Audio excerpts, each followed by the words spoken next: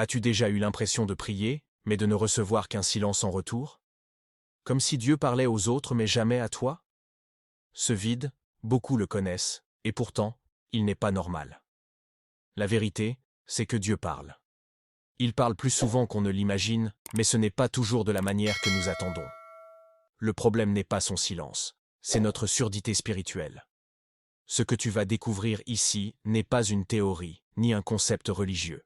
C'est un chemin pour apprendre à reconnaître sa voix, à l'entendre clairement, et à marcher dans une intimité réelle avec lui. Car entendre Dieu, ce n'est pas un luxe spirituel, c'est une nécessité vitale. Celui qui entend sa voix n'avance plus au hasard, il marche avec direction, courage et assurance. Il y a des moments dans la vie où l'on s'arrête et où une question revient avec insistance. Pourquoi je n'entends pas Dieu? Ce n'est pas une question réservée aux nouveaux croyants. Même ceux qui marchent depuis longtemps avec lui connaissent ces instants de vide, où les prières paraissent rebondir contre les murs et où le ciel semble fermé. Mais si Dieu est vivant, pourquoi tant de personnes vivent-elles une foi muette, sans réponse claire, sans direction précise? Le premier problème n'est pas l'absence de Dieu. Le premier problème, c'est le bruit.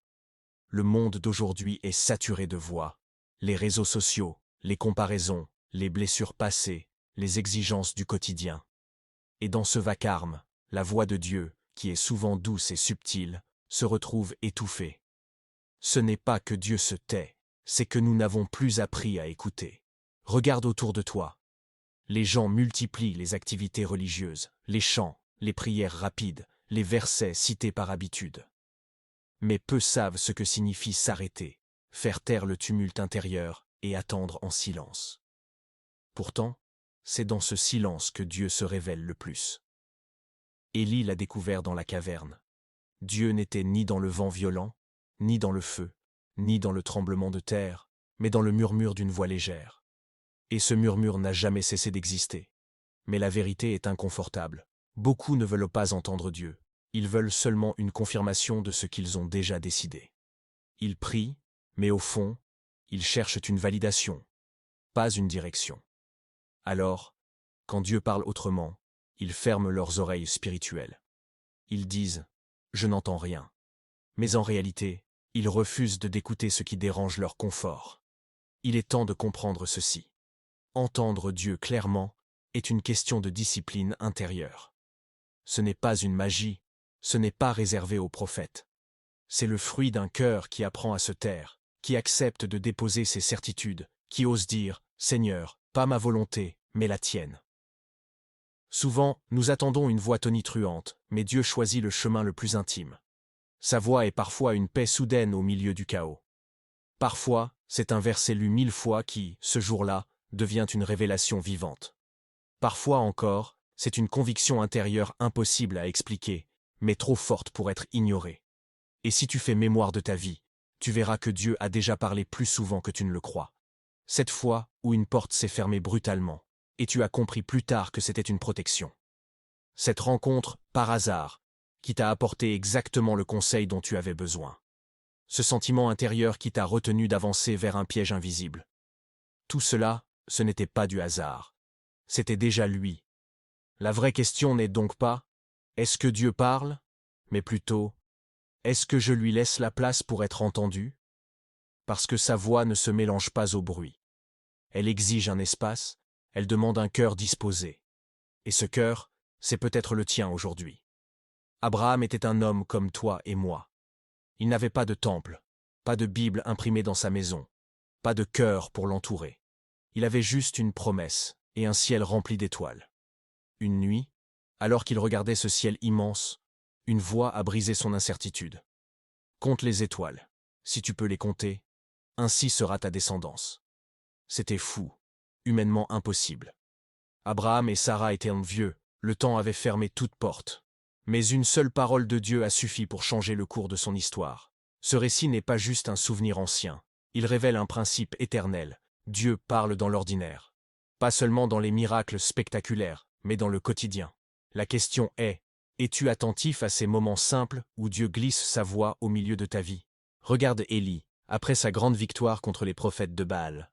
Dévasté par la peur et le découragement, il s'est réfugié dans une caverne. Il attendait une démonstration divine, quelque chose qui allait secouer la terre. Mais Dieu n'était ni dans le vent puissant, ni dans le tremblement de terre, ni dans le feu.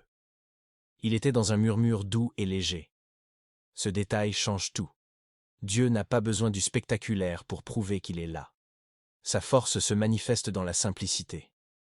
Peut-être que tu attends une voix audible dans ta chambre, comme un tonnerre qui déchire le ciel. Mais souvent, Dieu choisit des chemins beaucoup plus subtils. C'est cette impression de paix qui descend en toi quand tout autour de toi crie au chaos. C'est ce verset qui s'éclaire soudain, comme si tu le lisais pour la première fois. C'est cette rencontre, par hasard, qui t'apporte exactement ce que tu avais besoin d'entendre. Tout cela, ce n'est pas du hasard. C'est déjà sa voix. Prenons un exemple plus contemporain. Combien de fois as-tu pris une décision à contre-cœur, parce qu'intérieurement tu sentais que ce n'était pas juste, mais tu as quand même forcé? Et combien de fois cette décision t'a conduit dans des regrets? Cette impression intérieure, que tu avais négligée, c'était déjà Dieu qui parlait. Son esprit n'est pas muet. Mais pour le discerner, il faut apprendre à écouter. C'est là que la discipline spirituelle prend tout son sens. Dieu n'est pas un Dieu de confusion. Quand il parle, sa voix porte une signature particulière, la paix.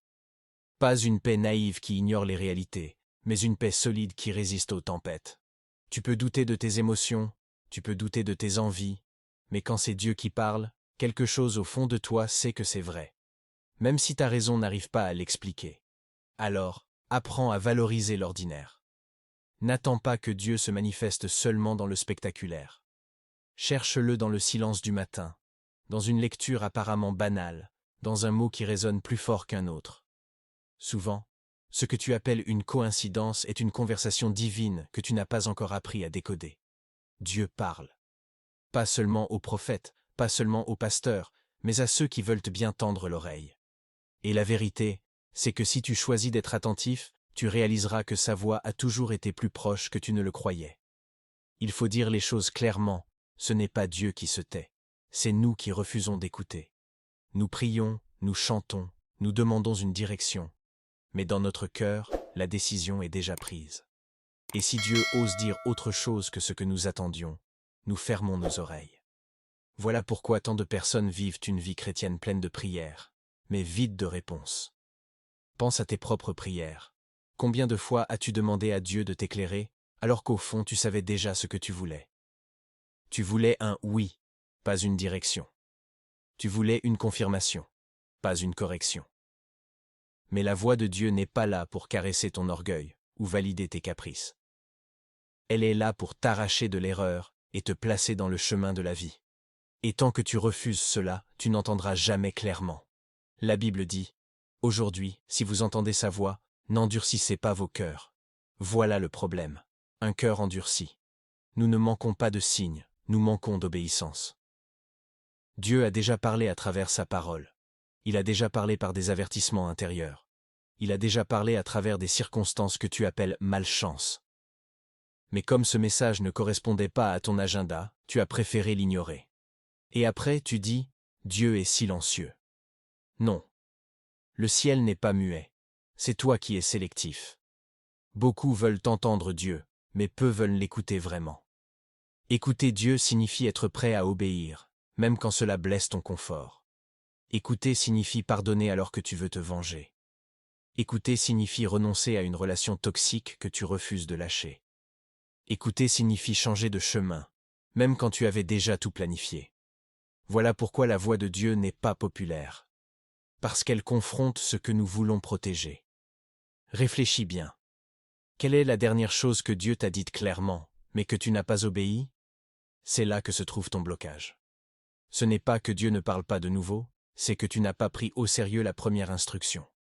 Pourquoi demander de nouvelles révélations, alors que tu ignores encore la précédente? Beaucoup vivent une foi qui ressemble à une salle d'attente, toujours en attente d'un grand signe, mais incapables d'avancer dans le simple pas que Dieu leur a déjà demandé. Mais Dieu ne se répète pas indéfiniment. Quand il parle, c'est une responsabilité. Tu dois choisir, obéir ou désobéir. Et cette décision te libère ou t'emprisonne. Alors pose-toi la vraie question. Veux-tu entendre Dieu pour être transformé ou seulement pour être rassuré? Tant que tu veux un Dieu qui confirme tes choix, tu n'entendras que l'écho de tes propres pensées. Mais le jour où tu accepteras de plier ton agenda devant le sien, tu découvriras que sa voix n'a jamais été lointaine. Elle attendait seulement ton obéissance. Imagine une vie où chaque pas que tu poses n'est plus guidé par la peur, mais par la conviction. Une vie où tu n'as plus besoin de courir après 1000 conseils contradictoires, car une seule voix suffit à apaiser ton cœur, celle de Dieu. Voilà ce qui change tout. Quand tu apprends à reconnaître et à suivre la voix de ton Créateur, tu passes d'une existence confuse à une vie alignée. La parole dit « Mes brebis entendent ma voix, je les connais, et elles me suivent. » Jean 10, 27. Ce n'est pas une promesse vague, c'est une réalité spirituelle. Si tu appartiens à Dieu, tu as déjà la capacité d'entendre sa voix. Mais cette capacité reste stérile tant que tu ne la pratiques pas. C'est comme une radio, le signal est déjà là, mais tu dois régler la fréquence pour capter le son. Pense à Moïse devant la mer Rouge. Tout semblait perdu, derrière lui, l'armée de Pharaon, devant lui, une mer infranchissable. Le peuple criait, la panique montait. Mais une seule parole de Dieu a suffi. Étends ta main sur la mer. Ce qui était un mur est devenu un chemin. Ce qui était la fin est devenu un nouveau départ. Voilà la puissance d'une direction divine. Une seule instruction du ciel peut transformer une impasse en miracle. Peut-être que toi aussi, tu te tiens aujourd'hui devant une mer Rouge symbolique. Un mariage qui se brise, une dette qui t'écrase, une maladie qui te limite, une solitude qui te pèse. Tu te demandes, où est mon issue? Sache-le. L'issue est dans la voix de Dieu. Pas dans tes calculs, pas dans tes peurs, pas dans les opinions des autres, mais dans une parole claire qui peut changer toute l'équation. Entendre Dieu ne veut pas dire que tu n'auras plus de combat, mais cela veut dire que tu ne perdras plus ton énergie dans les mauvaises batailles. Quand sa voix devient ta boussole, tu ne t'agites plus pour prouver, tu n'as plus besoin de tout contrôler. Tu marches avec l'assurance de celui qui sait déjà la fin depuis le commencement. Et cela change même ta manière de voir les épreuves. Parce que quand tu sais que c'est Dieu qui conduit tes pas, chaque douleur prend un sens. Chaque attente devient une préparation. Chaque détour devient une étape vers quelque chose de plus grand. Tu ne subis plus la vie, tu la vis avec direction. Regarde Joseph. Trahi par ses frères, vendu comme esclave, emprisonné injustement. Tout semblait être un échec. Mais à chaque étape, Dieu parlait. Pas toujours avec des visions spectaculaires, mais par des songes, par des rencontres, par des circonstances que Joseph a choisi de lire avec foi. Et à la fin, ce qui paraissait une descente n'était en réalité qu'une montée vers la destinée. C'est ce qui arrive quand tu laisses la voix de Dieu devenir ta direction. Ta vie n'est plus un enchaînement de hasards. Elle devient un chemin tracé par la main du ciel. Et même quand les autres ne comprennent pas, toi, tu sais. Tu sais que tu n'es pas perdu. Tu sais que tu n'avances pas au hasard. Tu sais que celui qui parle est fidèle pour accomplir. Oublie un instant tout ce qui t'entoure. Mets de côté les grands discours, les doctrines compliquées, les débats qui fatiguent l'esprit. Imagine-toi seul, là où tu es, en train d'écouter. Parce que ce que je veux te dire maintenant ne s'adresse pas à une foule. Il s'adresse à toi. Oui, à toi qui écoutes ces mots. Dieu veut te parler. Pas à travers une figure religieuse, pas seulement à travers un pasteur ou un prophète, mais directement. Sa voix n'est pas réservée aux autres. Elle n'est pas réservée aux plus saints, aux plus disciplinés, aux plus connus. Elle est pour toi. Parce que tu es son enfant. Et quel père aimant refuse de parler à son enfant? Le problème, ce n'est pas que tu es incapable. Le problème, c'est que tu crois que tu ne le mérites pas. Tu as peut-être entendu dire que tu devais atteindre un certain niveau spirituel avant d'entendre Dieu. Mais ce n'est pas vrai. Jésus a ouvert le chemin une fois pour toutes. Le voile a été déchiré. Tu as libre accès. Et ce libre accès, il est pour toi, aujourd'hui. Alors, laisse-moi te poser une question simple. Quand as-tu vraiment pris le temps de dire à Dieu « Je suis là, je veux t'écouter » ? Pas en courant, pas en lançant une prière rapide au milieu de tes activités, mais en t'arrêtant pour lui donner toute ton attention. Parce que Dieu ne crie pas. Il parle dans le silence. Et pour entendre, il faut accepter de ralentir. Peut-être que tu penses, mais Dieu ne me répond jamais. Regarde bien. Combien de fois t'es-tu senti poussé à pardonner alors que tout en toi voulait garder la rancune? Combien de fois as-tu ressenti une paix inexpliquée alors que tout autour de toi s'effondrait? Combien de fois un verset ou une pensée s'est imposé à toi au bon moment, comme une réponse parfaite? Ce n'était pas du hasard. C'était déjà Dieu. Mais souvent, nous négligeons ces moments parce qu'ils ne paraissent pas assez spectaculaires. Nous attendons un tonnerre, une vision, une voix audible.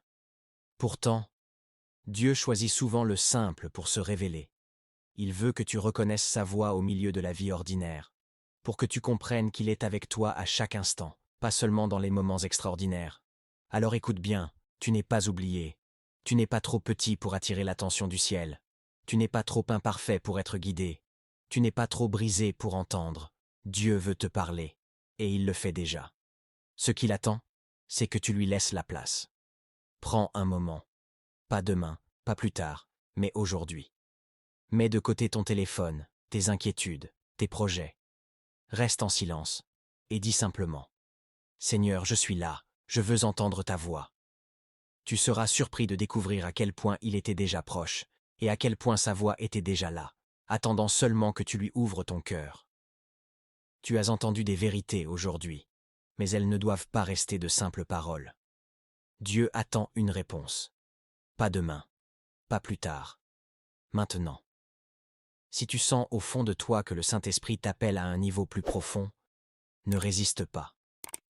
Offre-lui ton cœur, tes pensées, tes projets. Dis-lui simplement « Seigneur, parle, ton serviteur écoute ». Et ne garde pas ce message pour toi. Déclare-le publiquement, écris-le, partage-le. Car chaque parole de foi ouvre une porte pour le ciel. Ce que tu dis active ce que tu crois, et ce que tu crois attire ce que Dieu a préparé. Aujourd'hui peut devenir le début d'une vie différente. Une vie où tu ne marches plus seul, mais guidé par la voix du Dieu vivant.